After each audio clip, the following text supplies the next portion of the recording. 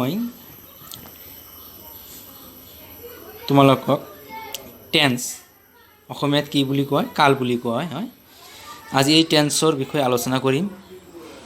Tense প্ৰধানত আমি তিনিটা ভাগত ভাগ কৰি দিছোঁ। প্ৰেজেণ্ট টেন্স অসমীয়াত বৰ্তমান কাল বুলি কোৱা হয়। পাষ্ট টেন্স অসমীয়াত অতীত কাল বুলি কোৱা হয়। তাৰ 3 নম্বৰটো ফিউচাৰ টেন্স অসমীয়াত ভৱিষ্যৎ কাল বুলি কোৱা হয়। এই ওপৰত যি তিনিটা টেন্স পালোঁ, এই তিনিটা টেন্সক আকৌ এটা চাৰিটাকৈ ভাগ কৰা হৈছে। প্ৰথমতে আজি মই প্ৰেজেণ্ট টেন্সৰ চাৰিটা ভাগৰ বিষয়ে আলোচনা কৰিম। এই চাৰিটা লৈ এটা পাৰ্টৰ ভিডিঅ' বনাম, তোমালোকে এই পাৰ্টটো চাবা। নেক্সট পাৰ্টটো বনাম আৰু থাৰ্ড পাৰ্টটো বনাম, তোমালোকে চাবা। আজি মই ভালদৰে আলোচনা কৰিছোঁ প্ৰেজেণ্ট টেন্সৰ চাৰিটা ভাগ। প্ৰেজেণ্ট টেন্সত চিম্পল প্ৰেজেণ্ট বা কি কয় প্ৰেজেণ্ট ইনডেফিনিট টেন্স বুলি কোৱা হয়। প্ৰেজেণ্ট কণ্টিনিউৱাছ টেন্স 3 নম্বৰটো প্ৰেজেণ্ট পাৰফেক্ট টেন্স আৰু 4 নম্বৰটো প্ৰেজেণ্ট পাৰফেক্ট কণ্টিনিউৱাছ টেন্স। এতিয়া তোমালোকে যে প্ৰেজেণ্ট টেন্সৰ চাৰিটা ভাগ হৈছে, তাৰ প্ৰথম টেন্সটো হৈছে প্ৰেজেণ্ট ইনডেফিনিট টেন্সৰ গঠন, মানে ইংলিছত ফৰ্মেশ্যন বুলি কোৱা হয়। কেনেকৈ মানে গঠনটো কেনেকুৱা হ'ব, বাক্যটোৰ গঠন কেনেকুৱা হ'ব। ফাৰ্ষ্ট কি লাগিব, এটা ছাবজেক্ট লাগিব, যিকোনো ছাবজেক্ট হ'ব পাৰে, তোমালোকে জানাই ছাবজেক্টটো কি কি। আৰু ছেকেণ্ড এটা ভাৰ্ব লাগিব, মেইন ভাৰ্ব, যিটো কাম কৰা বুজাব। আৰু থাৰ্ড কি লাগিব, অবজেক্ট লাগিব। তেতিয়াহ'লে আমি কি ক'ম, ইয়াক প্ৰেজেণ্ট ইনডেফিনিট টেন্স বুলি ক'ম। এতিয়া use of present indefinite tense, মানে প্ৰেজেণ্ট ইনডেফিনিট টেন্স ক'ত ক'ত ব্যৱহাৰ হয়, ক'ত আমি বুজিম যে প্ৰেজেণ্ট ইনডেফিনিট টেন্স ব্যৱহাৰ হৈছে।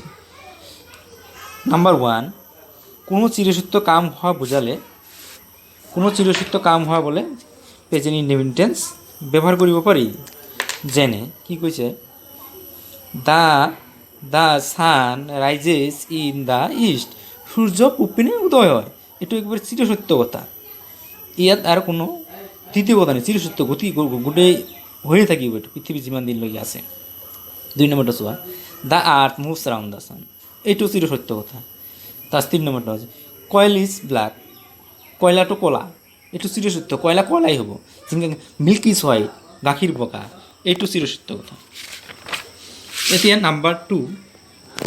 নাম্বাৰ টুটো চাবা, কোনো মুহূৰ্তত কোনো কাম হোৱা বুজালে, কোনো মুহূৰ্ততে কোনো কাম হোৱা বুজালে প্ৰেজেণ্ট ইনডেফিনিট টেন্স মানে এতিয়াই হ'ব। ধৰা লুক এট দ্য স্কাই, তোমাক কি কৈছে, লুক এট দ্য স্কাই, এই আকাশৰ পিনে চোৱা, এইটো কি হ'ব, প্ৰেজেণ্ট ইনডেফিনিট টেন্স হ'ব।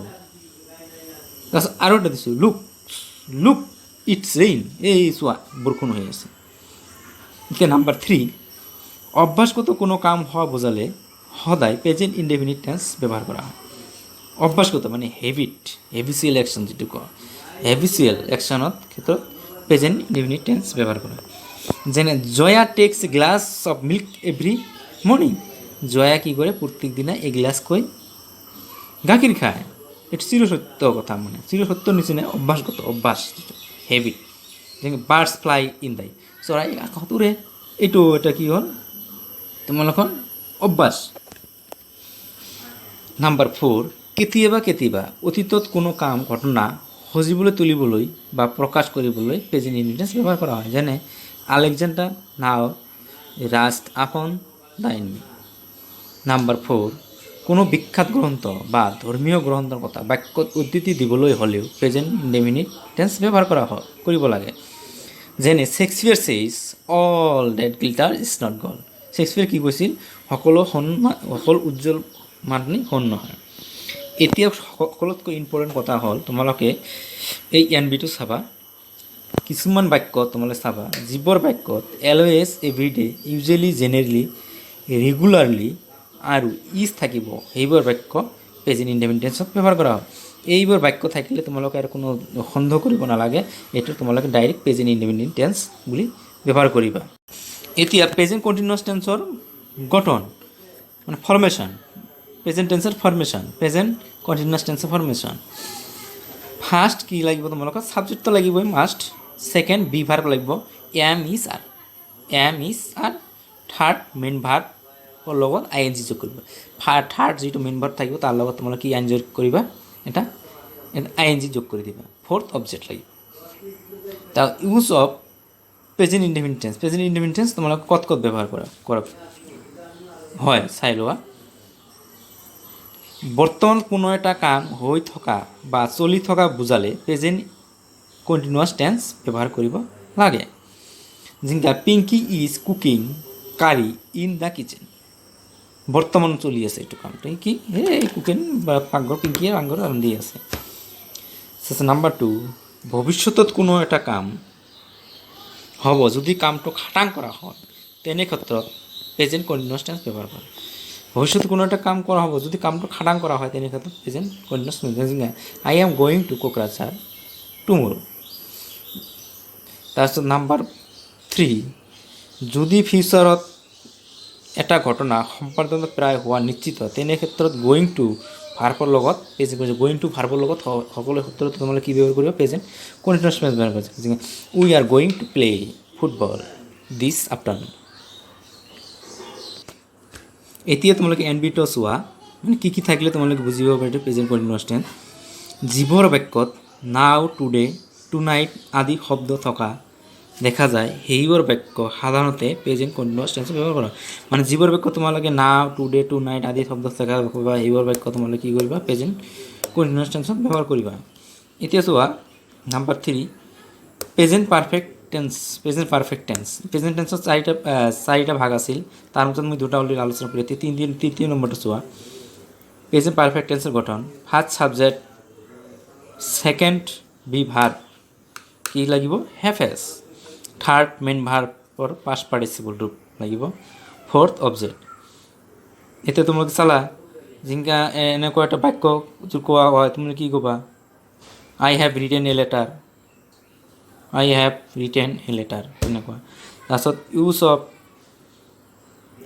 প্ৰেজেণ্ট পাৰফেক্ট টেন্স, ক'ত ব্যৱহাৰ হয় পাৰফেক্ট টেন্স, এই মাত্ৰ কোনো কাম কৰা শেষ বা সমাধা হোৱা বুজালে প্ৰেজেণ্ট পাৰফেক্ট টেন্স ব্যৱহাৰ কৰা। যেনে Monica has gone to Fakiragram just now, I have written a letter just now. Second use present perfect টেন্সৰ ব্যৱহাৰ। যিবোৰ বাক্যত প্ৰেজেণ্ট পাৰফেক্ট কণ্টিনিউৱাছ টেন্সৰ ব্যৱহাৰ হয় সেইবোৰ বাক্য সদায় প্ৰেজেণ্ট পাৰফেক্ট টেন্সত ব্যৱহাৰ কৰোঁ। যে কিছুমান বাক্য আছে এইবিলাক তোমালোকে কণ্টিনিউৱাছ টেন্সত কেতিয়া কণ্টিনিউৱাছ টেন্সত ব্যৱহাৰ নহয়। যেনেকুৱা ন', ন'টিছ, নিকোনাইজ, চি, হিয়াৰ আৰু নইজ এইবোৰ বাক্যত থাকিব। যিবোৰ বাক্যত এই ৱাৰ্ডকেইটাত থাকিব, এই ভাৰ্বকেইটা থাকিব, তোমালোকে এই ভাৰ্বকেইটা থাকিলে তোমালোকে এই বাক্যবোৰ কি কৰিবা, প্ৰেজেণ্ট পাৰফেক্ট টেন্সত ব্যৱহাৰ কৰিবা। যেনে এই ইয়াত উই have known each other for 10 years, I have heard you bought a car, এনেকুৱা বাক্য। ইয়াত চোৱা নাম্বাৰ 3, ইউজ টু। কিছুমান বাক্যত কামটো শেষ হোৱা বুজায় কিন্তু কামটো সম্পূৰ্ণ হোৱাৰ সময়লৈকে শেষ হোৱা নাই, সেইদৰে সম্পাদিত হোৱা কামটো এতিয়াও চলি আছে বুজালে প্ৰেজেণ্ট পাৰফেক্ট টেন্স ব্যৱহাৰ কৰা হয়। যেনে I have injured my foot so' I can not play football.